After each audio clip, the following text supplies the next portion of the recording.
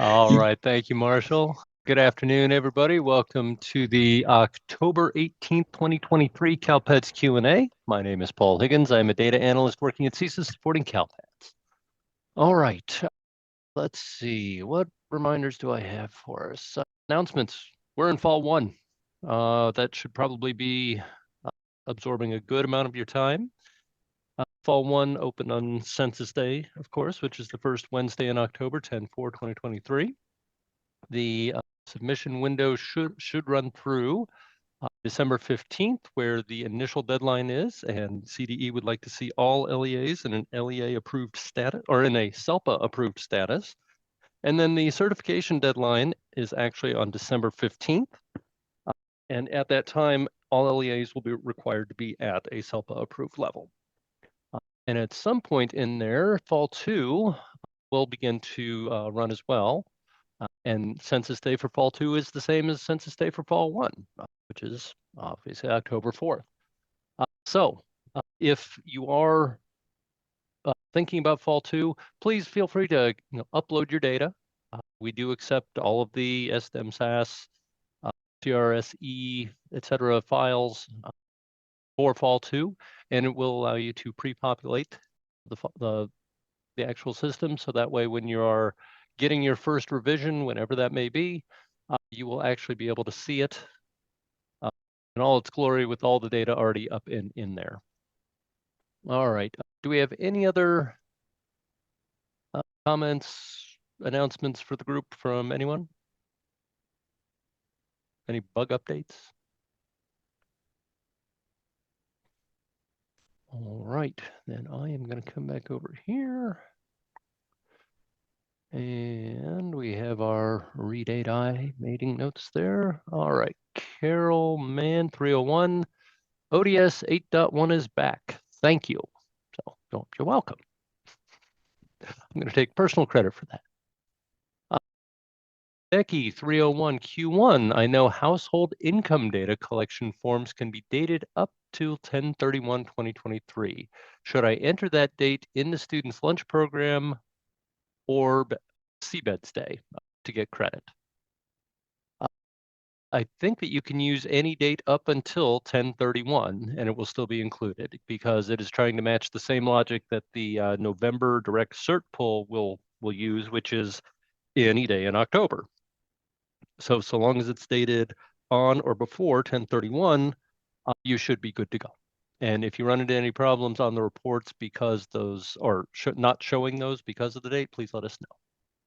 And Paul, I do think Yes. we have given guidance that the date that is on the, or when their applications or forms are returned, that is typically the date that you use as a start date for the NSLP program record. Thank you, Martha. Chris 301. Q1, are there new roles for the new SPED files or is SPED access enough for all of them? And as Kyron responded to you, there are no changes. So long as you have the SPED edit roles, you have the roles necessary for all of them, the SWDS, the plan, the meet, and the serve. So you should be able to get all of that up and in there with no issue with just your current roles. Mary 302 Q1 asking this again this session because I believe I submitted this as a ticket with attention to Sean Walker, but I don't know how to see past tickets. Question 1. We have a student dropping to attend Acellus Academy, an accredited online school based in Missouri offering a Missouri high school diploma track. The student is still living in our district. What exit code should be used? We are holding on to this student waiting for an answer. I do remember that coming up, and I believe Sean is down in here someplace. Yeah, hi Paul, I'm here. So Mary, I never saw a ticket come in for it. So, but my original guidance still stands. It was how does your district have that student withdrawn? What's on the withdrawal paperwork for that student? Does it say that they are continuing to another California public school? Does it say they're going to a private school? Does it say parent, is completing like a PSA? So that's going to be the key in order to know how that student is exiting. So for all intents and purposes, it sounds like the student is going to have, the family is doing a PSA. You, as a district, you can't require the PSA for exiting, but you can require it. Your child welfare and attendance monitor can require it for attendance purposes, to ensure the child is having a continuous education. So I would defer back to that withdrawal form on which code they entered. And then if you still have a question, again, feel free to submit that ticket and you can put it attention me, or you can send me an email. Thank you, Sean. Thank you, Paul. All right, moving on. We have Terry at 302 Q1. Is E450 still active, or was it replaced with E400? And up on the screen, you can see that Gary has pulled up the CALPADS code sets, and he is isolating E400 and E450. And you can see that both of them are still active. And Nate has also added into the notes saying, showing basically the same thing, and a note saying students in pre-K exited, withdrew from the school, or the student exited during a temporary break, which is summer vacation you ran. Okay, never mind. That wasn't really relevant. Maybe the valid code combos, when can you use E400 versus when can you use E450 on what grade levels? Yeah, the E450 is reduced down to just infant and preschool. That's from the valid code combos, the most recent version. Oh, thank you, Nate. All right, Alex, 302 Q1. I am having trouble with CERT113 and CERT146 errors. Any advice on them? 113 is missing initial U.S. school enrollment. They probably just have new EL students identified, and so they require the SINF to identify the earliest enrollment date. And for the CERT146, they need to submit a REP program for those EL students. And I guess one tip I would say is make sure that you are using a date on or before Census Day. Make sure that those are included in the all one logic, because I've been working with quite a few people who just are uploading data now using today's date and are very confused as to why it's not clearing errors, and we're having to go back to the basics and explain, you know, when Fall 1 is reporting data as of. So just make sure that you're hitting the as of dates, and should be pretty straightforward with these. So if you have two CINF records from July 1 through Census Day, will both of those CINF records have to have the U.S. school enrollment date populated, or just the one that? Just my experience is just the one that's been crossing over. With enrollment, with the Census Day enrollment? Yeah, with the Census Day enrollment, yes. Okay. But if I'm wrong with that, again, please open a service desk ticket and show it to me so we can work through that. All right. Claudia, 303, Q1. We have an adult age student with an IEP who is aged out. The student attended our school for 2 weeks. Should this enrollment be reported to CALPADS? Their prior school exited them with an E230 360. If their enrollment needs to be reported, what is the correct exit code? I'm going to play an economist here and say it depends. Was this student previously exited as an E230-120 with the special ed cert of completion? If so, you can use the E125, which is the expected exit coding for students who had, were previously students with disabilities and have gone through the process, gotten their cert of completion, gone through transitional services, and are no longer expected to return. As for should they be reported to CALPADS, if they were enrolled to receive transitional services from you, I don't see why it wouldn't be. I mean, it seems like a very short enrollment for those kind of services, but I'm not here to judge that. But So also that they have to be counted for special education purposes because they're included in the child count. So the answer is yes. If they were receiving services, they need to be enrolled and reported. Thank you, Brandy. No problem. All right, Larney, 303 Q1. We've been working on our 16.14 report to ensure we have all of our students with disabilities counted under our LEA. We are finding discrepancies, however. We are finding discrepancy, however, where students who are not enrolled are included and those who are supposed to be included are not. Is there a defect in 1614, or should we not use 1614 as our master list of students with disabilities that we're accountable for? Or are we supposed to be submitting SWIDS records of eligible but not enrolled for those who have been dropped and have no subsequent enrollment in CALPADS, so they will not be included in our 16, 12, or 14?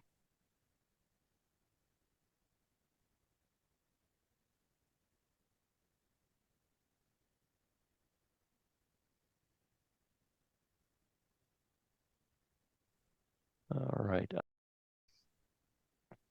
That sounds like there we go. Yeah, there she is. I'm sorry. I muted myself. I'm sorry. I was sitting here talking to myself.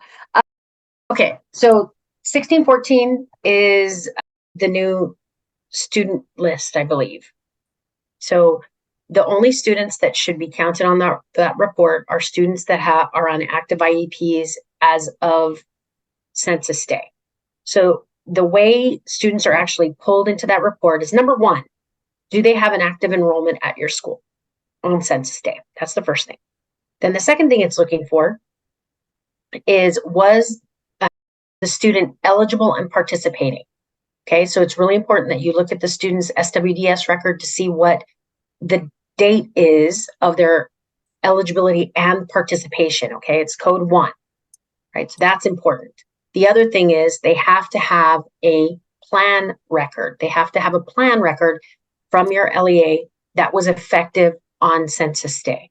So you need to look at all of those things in CALPADS in conjunction with one another to figure out why the student is not appearing on the list. If you're seeing students where all of those criteria are met that I just talked about, the plan is effective on census day from your LEA, the eligibility and participation status is effective on or before census day, and the student is not showing up, then send in a ticket.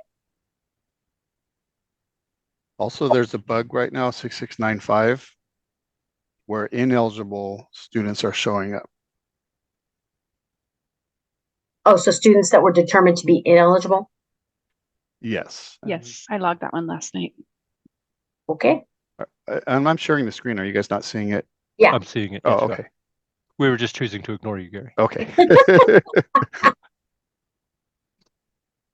All right, moving on. 304, Bessie, Q1. What code would be used to report a counselor with a social worker credential to not get flagged? 0205 or 0400? Do we have that link to CTC's credential checker? Yeah, I mean, the bottom line here is the non-classroom based or support assignment code that you choose needs to be based on what that person is doing and not the credential they have. I mean, that's really important, guys. So you need to look at the person's duty statement. Does it align with an academic counselor, or does it align with a school social worker? So what they've got pulled up here is the appropriate credentials for non-classroom based assignments. So if you type in, just type in the class title, type in counselor. Okay, so if they are performing the duties of an academic counselor, they would require a PPS school counseling credential. Okay, so also if you could type in the class title field, social work. There we go.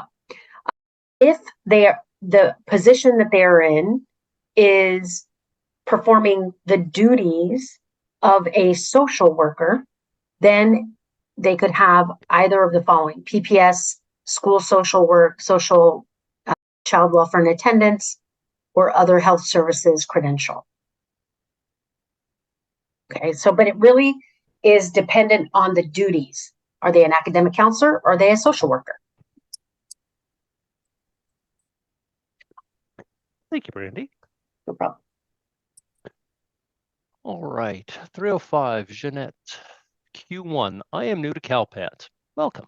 And this is my first year. Can you provide clarification regarding the free and reduced lunch program or meal program? I keep getting conflicting information. Can you provide clarification on free and reduced uploaded as to how this is reported? Well, let's see. Oh, Gary's going to the frequently asked questions, and under the LCFF frequently asked questions, there are some discussions about free and reduced priced meal, income eligibility, and that sort of thing. So that is a great resource to go through and pick up a lot of detail from. But here's my broad overview for you. Students who were enrolled on census day need to have been evaluated for free and reduced price meals. That's done through either a meal application form or an alternative income form, depending on who you are, where you are, that kind of thing. All again discussed in that LCFF frequently asked questions section. Is your school a CEP or another type of school? All of those things are going to play into this. But if a student is deemed to be eligible for a program 181 or 182, free or reduced, respectively, record, you create an SPRG record for them in your SIS, detailing when they turned in that form. That's the date that you give them. And it will go all the way up through 10/31, October 31st, because in addition to those FRPM records, the direct cert is going to be pulled as it's available in November, and that will pull all of the students who became eligible for direct cert in the month of October. So we are collecting from July 1st through October 31st, all FRPM applications and subsequent records, as well as direct cert that are going to be imported in there. If you have more specific questions, that FAQ is great. And if it doesn't address exactly what you're looking for, please put in a service desk ticket and give us kind of an idea of the direction you're looking for in your guidance there. Derek, 306 Q1, is there a resource that displays the update intervals for the different ODS extracts?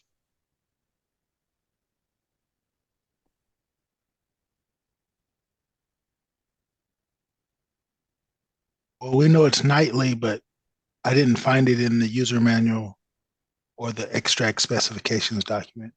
I have a kind of a roundabout way to do it. If you if you're in CalPADS, if you go to reports and ODS reports, it's not the extracts, but it's the ODS reports. It'll tell you what time they were updated. That's the same as the extracts. So Right now they read as of 10 p.m., 10/17/2023. Yeah, but there's a little bit of nuance there for the extracts.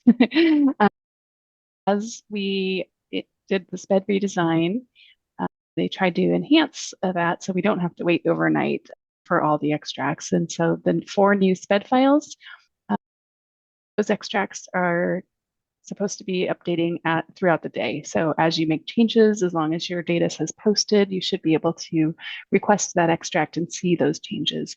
In addition to the new 4 SPED files, they also updated it for the SENR ODS extract. So that one is in theory running throughout the day as well. All of the others are nightly. Does that include the SSID extract? SSID extract has always been throughout the day. That's why I just wanted it said out loud. That's all. You just, oh, okay. I thought you were testing me, Paul. No, I just wanted it spoken out loud in front of everyone. Gotcha. I hope that helps, Derek. It's not quite what you're looking for, but close. Thank you, Angela. Lita, 309 Q1. If a student enters our school from out of state, never enrolled in a California school, and they indicate English to all questions on the language survey, Do we still need to test them for the LPAC, or can we designate them as EO using the survey only? You can designate them as EO based on the home language survey, yes. And it's only when you see evidence on there that they may need to be LPAC tested that you would then put in the TBD. But if everything on there says English, English, English, you just go with the EO. All right. Geeta, Paul, yes, ma'am.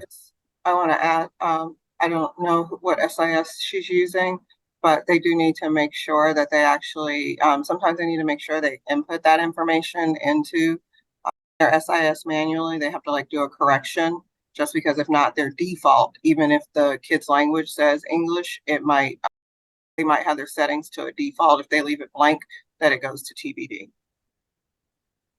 Thank you very much. Welcome. Thank you. Right, Geeta, at 309 Q1, I have a lot of students who seem to have different last names in the previous district, and hence the SSID matching tool is not picking them up, and I end up creating a new SSID. Enough of my rant here. So I have a student who is EL in this previous school district, but we ended up testing him, and he classified as IFEP. Should I leave him as EL and invalidate the recent LPAC?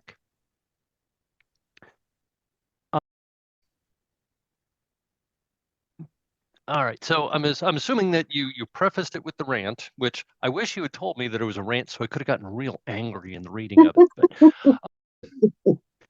But just preface it with it next time. Just say, "Hey, I'm angry. Would you please read this as a rant?" I will happily do it. But with the different name, because you created the new SSID, you put them in for testing all by yourself, so they came up different than the original.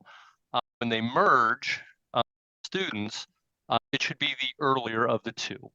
So the EL should remain, and then they will become RFEP at some point in the future after they pass a summative.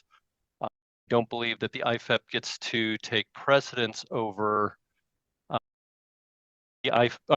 The IFEP does not take precedence over the EL because it was subsequent to the EL. If that is my understanding of it. And right, but if the IFEP record came in this year, and this is really key. So if they tested the student this year and the student tested IFEP, they actually have to submit a STARS incident to get that IFEP removed, because they can't do it. Excellent point. And well, yeah, they would have to do it either way. I was going to say if they do it before the merge, then it won't be there afterwards and problems taken care of. Yeah. I mean, and that's ideal, folks, before you merge SSIDs. And this is when we were kind of going through this issue during the file submission redesign last year. One of the things I advocated for was LEAs, before they do a mid-merge, they need to take a look and see whether or not that student has been tested under the new SSID, and whether or not they have a test result under the other. They need to see if there's going to be two conflicting test results. If there is, ideally what you want to do is submit a STARS incident, have the erroneous, more recent result removed, and then merge the two records. So that way you're not dealing with it after the fact.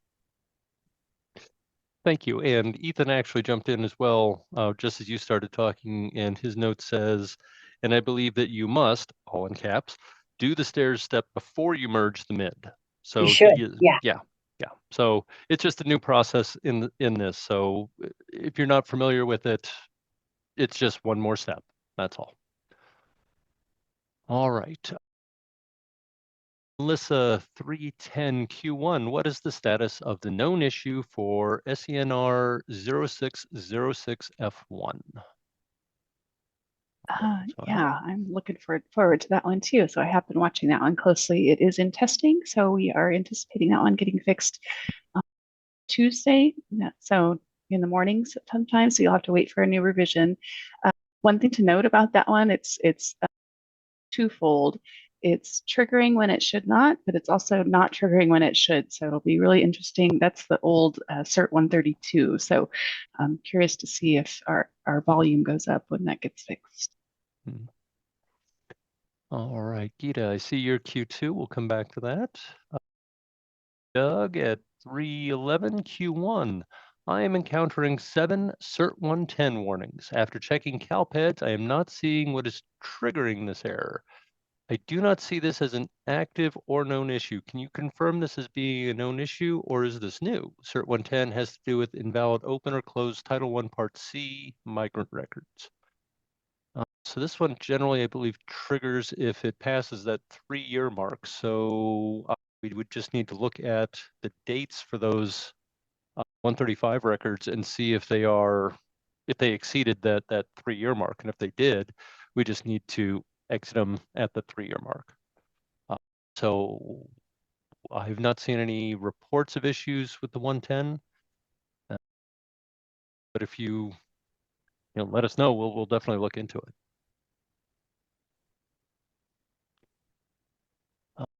And 312 Q1 Part 1. That's ominous. SACE requires the student legal name, but the teachers who enter information for the IEP use the student's preferred name, which is an issue when searching for students in SACE. Part 2, if a teacher is using the student's preferred name in SACE and the parent is not aware of the name change, that could be a big issue during an IEP. My question: how should the student's name changes be handled in SACE since there are no preferred name fields on the pages like there are in our student information system? Yeah, this is a vendor issue. I mean, we can certainly talk to SACE, but my assumption is that what should appear on the IEP documents are the student's legal name, not necessarily the preferred name. If what we need to do is clarify that the legal and preferred names need to be distinct within the IEP systems, we can certainly discuss that with the vendors, and I'll put it on the agenda for the next meeting. Thank you, Brandy. Asia 306 Q1. Hi, a student is leaving our school for medical reasons to go to a private medical facility in California. Is it correct to use the exit code of private school? Unless they have specified they are going to be receiving an education in that medical facility, I would probably go with the medical exit reason. And I don't remember it off the top of my head. I know there's one that was retired, and there was another one that was used to roll it all up in. Oh, go back. Not home and hospital? Because it's a medical facility, it's not a hospital. It says medical facility. Yeah.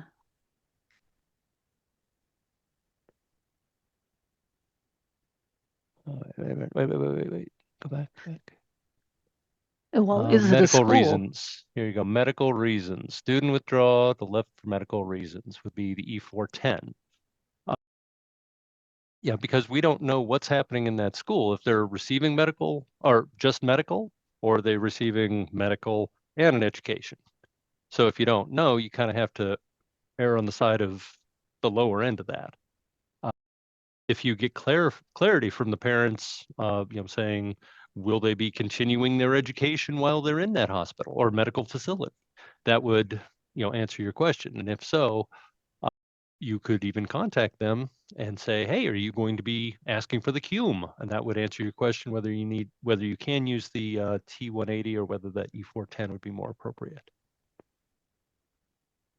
Also, although is her LEA still keeping the student? Like, is it going to be a short term while the student just goes out and gets like evaluated or so? Because if so, that other school, the like home hospital school, could then just pick up that student with the 20. So I feel like this one might need to be a ticket so we can get more information on what's going on with this one. And then she might need to like contact, people at her LEA. So she has like the most information too. Perfect. Azia, did you hear that? Sean is asking you for a ticket. Please provide a ticket with some additional detail about what you know about this student's exit reason and what will be happening at that medical facility and the duration of it, please. Leah, I see your Q2. We'll circle back to that. Leah, 311 Q1. What exit code? Wait. Oh, what exit code would I use for a student who is incarcerated? We received a record request for a juvenile facility and was informed that it won't be a dual enrollment situation. It has nothing to do with anything at school.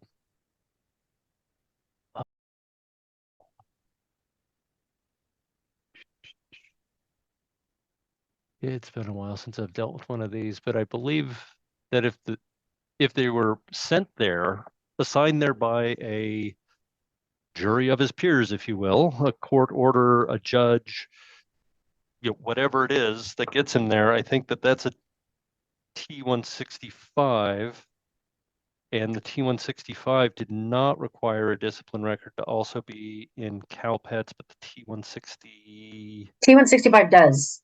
T165 does it, but T167 167 does not. Yeah. That's right. Okay. So I would say that the 167 is probably your better option, but please review that. And if you're uncertain, please put in a ticket.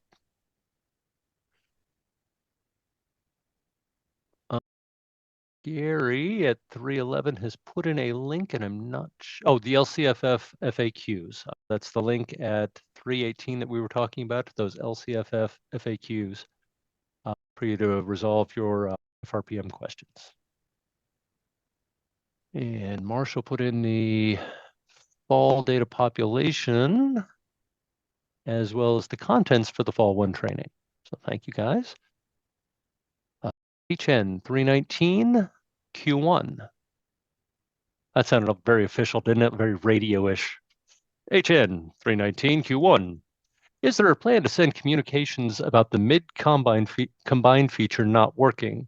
It's causing defect districts to clean up erroneously combined records, and we are unaware until they are clearing the CCEs or ERDs.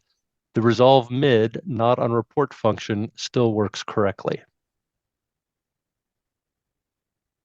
I think we've got a ticket on this, and we're not sure if what's happening yet, but it's if it's the same person, HN, I think it's the same person, where they have a mid and they resolve it, and for whatever reason, 2 completely different SSID numbers are getting merged together.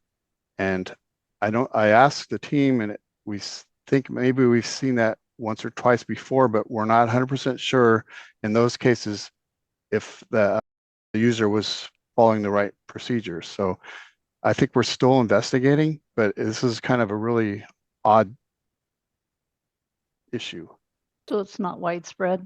Not Well, been we don't- widespread. Yeah. Yeah. Gary and I both have one ticket each. And so if anybody else listening on this call, if you encounter that scenario where a mid is detected, but it is clearly 2 different students, their names are nothing alike, before you do anything on that, if you could submit a service desk ticket so we could take a look. All righty. 327, Eric Negro, comment 1. Okay.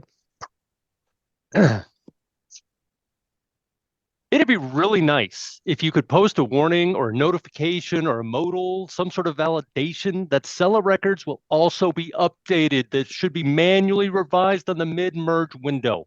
I keep forgetting to check before merging the mids. God. Oh, this Oh, is I so love timely. it. Paul. Eric asked him to read it that way.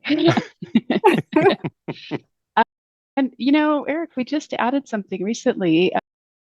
Not exactly what you're asking for, but when you go to combine, now you get a message right before you click post, or when you click post, that makes you stop and asks you some questions. Hey, you can't undo this. It's going to merge everything. Are you sure you want to do that?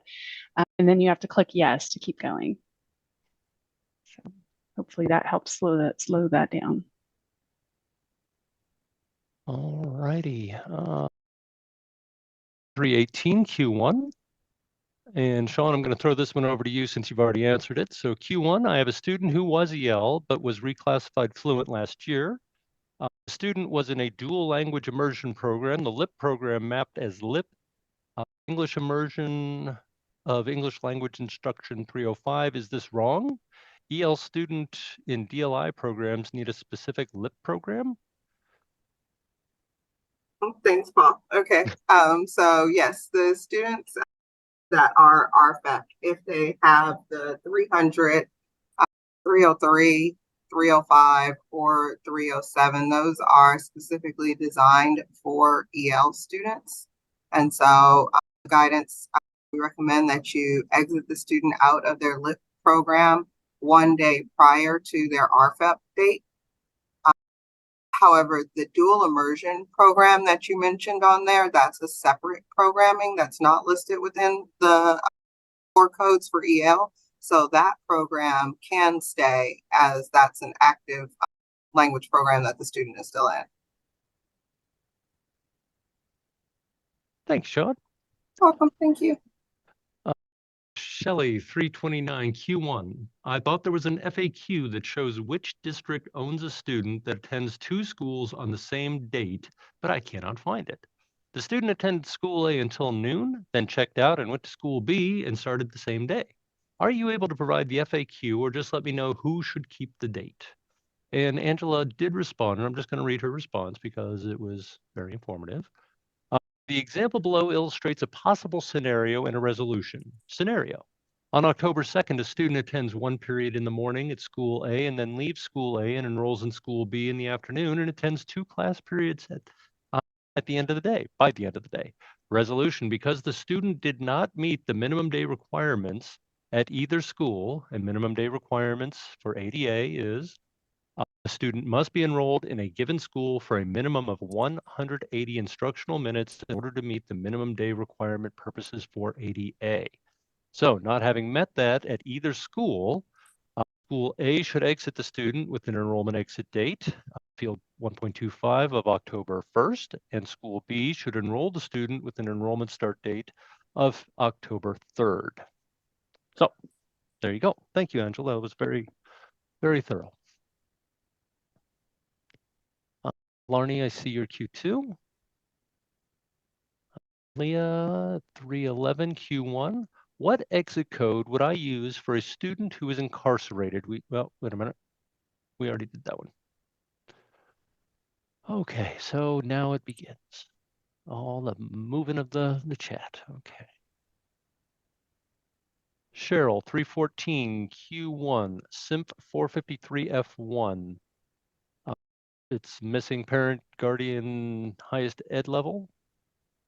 Preschool students receiving services only. Students show in our ARIES SIMP extract, but their parents' ed level isn't included in the data file. Do we need parent ed for these students? Wondering if the enrollment is incorrect in looking for the data.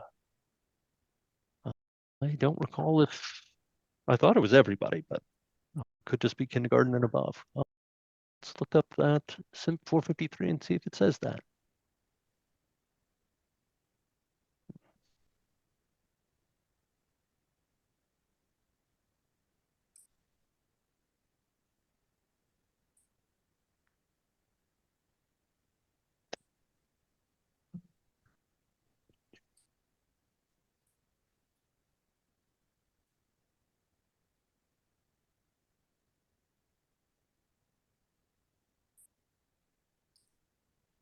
Just says if it's not 50, doesn't have a grade. And I think Karen also wrote, if it's a 10, you're required to submit at least 1 parent ed level. There you go. Thank you, Karen. I didn't even see that. Here That we was all go. collapsed down. Perfect. Charlene, 337 Q1. We had an ERD type B warning for a student that was expelled towards the end of the year. We used the code E300. E300, the student registered with the County Office of Education immediately afterwards. What exit code should we use instead? Oh. I'm sorry, Paul, what timestamp are you at? That was at 337. And Thank you. Charlene. Yeah, ERD type B is just a not friendly notification that you may or may not have chose the right exit code for the student. But since you mentioned that the student was expelled and you use E300, then that's the appropriate code for that record. So you leave it as is. Thank you, Karen.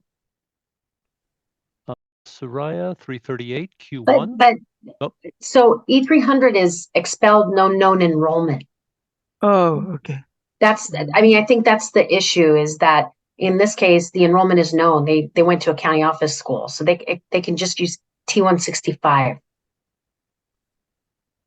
So, I mean, is it you have to? No, not necessarily, but the appropriate exit code here would be T165. Thank you for that. All right, moving on. Soraya 338 Q1 on the mid resolution page. What does disposition status canceled mean?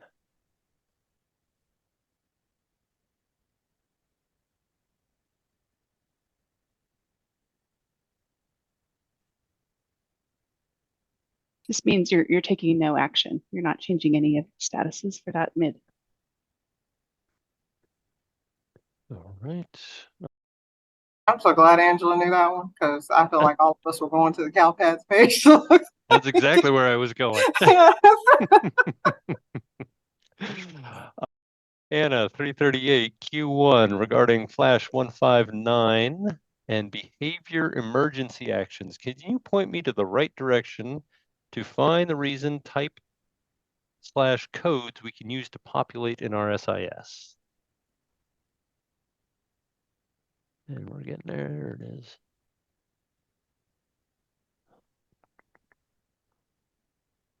It's mechanical restraint, seclusion, and physical restraint. Mechanical, physical. Okay, there it is. Thank you. You're welcome. I was like, I can't tell you where it's listed, but I just know it. All right. LC 339 Q1, a 4-year-old born on 4/5/2019 has been enrolled in one of our elementary schools as an extended TK student, no ADA. And that is generating an SENR 0556 error in CalPADS because the school they are attending is not a private school. I am a semi-newbie to CalPADS, so I'm not sure how to handle this problem, but I do know that it is incorrect. Yeah, that enrollment status is only reserved for private school students or infants, and this is specifically for students with disabilities. So just because the student is not generating average daily attendance because they don't meet the age criteria, they still need to be reported with a primary enrollment status and a grade level of TK.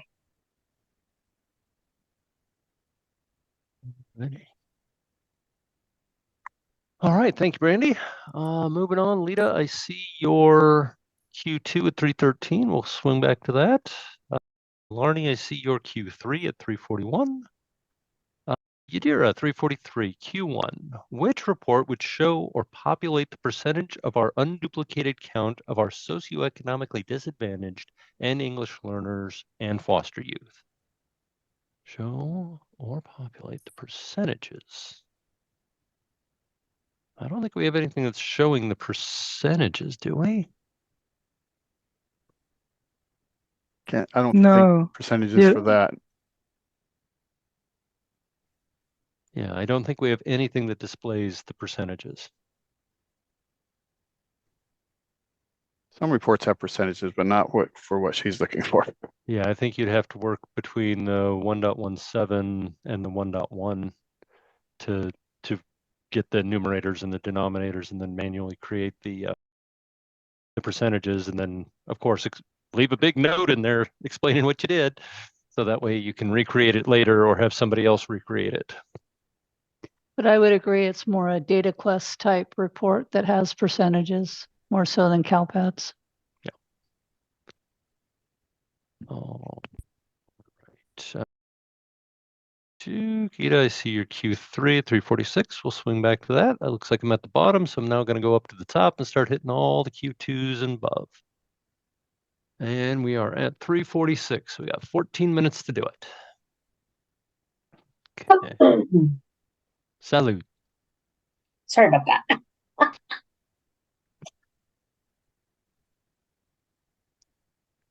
All right, forgive me. Okay, Gita, I see your Q2 at 311.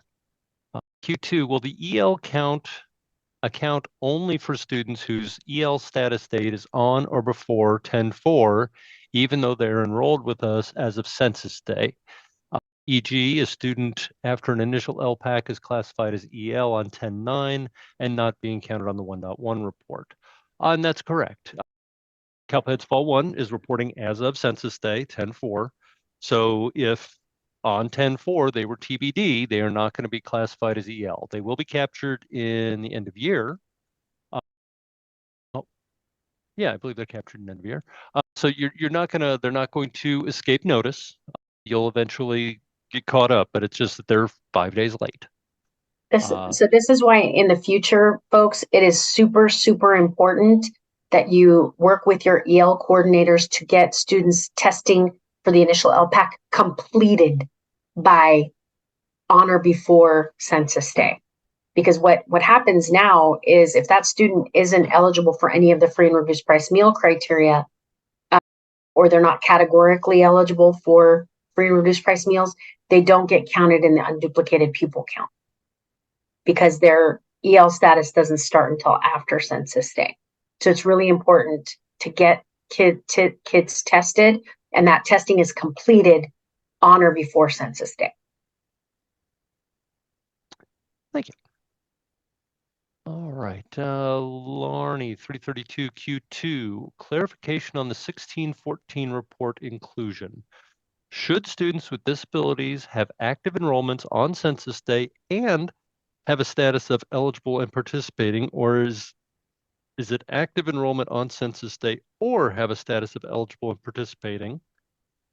We will have students who have a status of active and participating but are not actively enrolled on census day with us, nor any other LEAs in CalPADS. Should we submit SWIDs for eligible but not enrolled, so they will not be included on the 1614 report?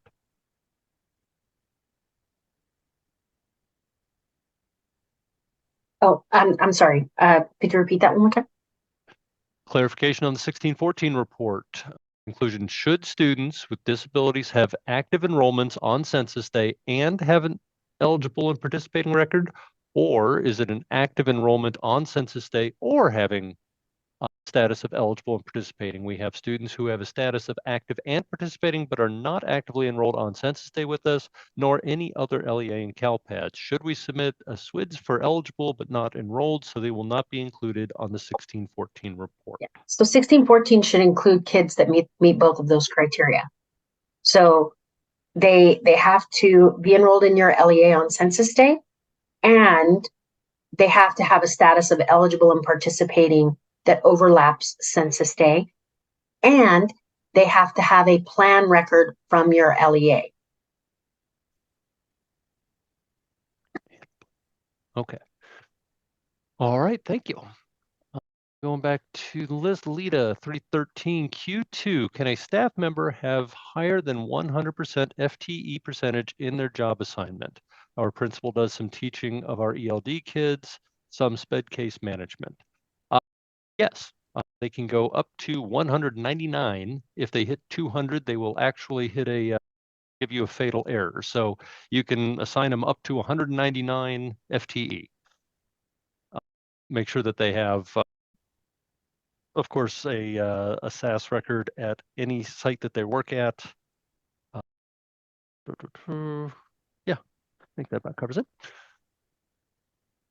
Let's see.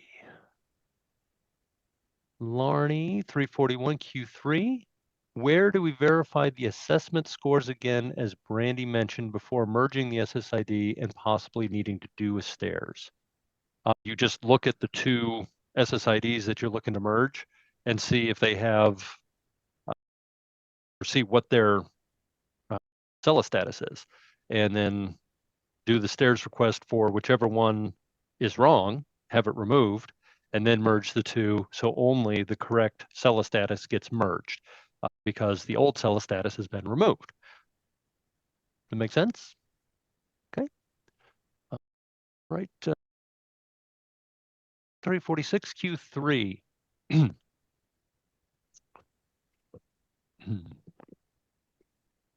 Another student with the same last name issue.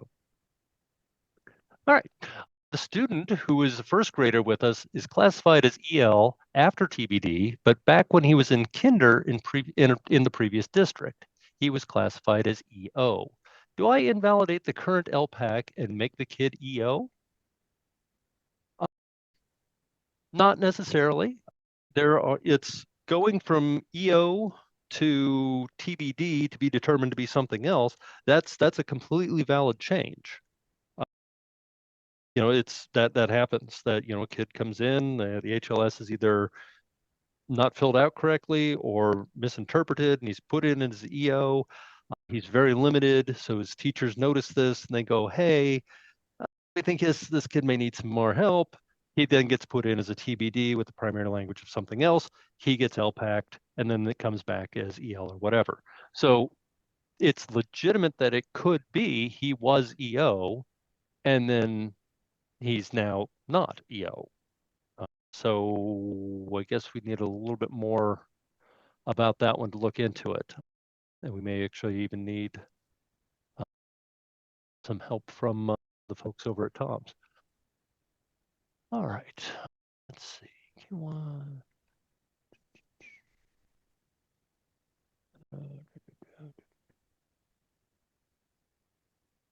All right, I think that puts us all the way to the bottom, and no new questions are there. And we have 7 minutes left. Look at that. All right, so who's going to give us a dissertation on their favorite part of CalPADS? I think Paul should do it, and he should do it in his actor voices. Yeah. Like, we should just give him different emotions to act out. Do it in his podcast voice. There you go. Not my favorite part of CalPADS, but I heard a couple people say today that they're new. And so just a shameless plug for the CSIS Bridge account. If you haven't already, that's the best way to get training. So if you go to the CSIS ThickNet website under support, and you can request access to the training program called Bridge. Yes, and I also placed 2 table of contents from the previous trainings that have been completed, the Fall 1 data population training and the Fall 1 RC training, anomaly training. So you can use those table of contents to pinpoint areas that you're having difficulties with to start your search. Want to clarify bridge accounts, though there's a limit of 2 per LEA. And so they get told that when they submit a ticket, right? And so they have the option to go to their administrator and say, who do you want? So we can take somebody off and replace them with the new person, right? Correct, Angela. Well, unless anybody has anything else, I'm going to give you back about roughly 5 minutes of your life. And I appreciate you being here. Always a fun time. I appreciated being able to rant at you. That was fun. If you have any questions between now and the next Q&A, please open up a CalPADS service desk ticket, and I promise I won't rant at you in writing. We will try and answer your questions as quickly as we can, so that way we can help you get to where you need to be. If you need anything, please let us know. Have a great week.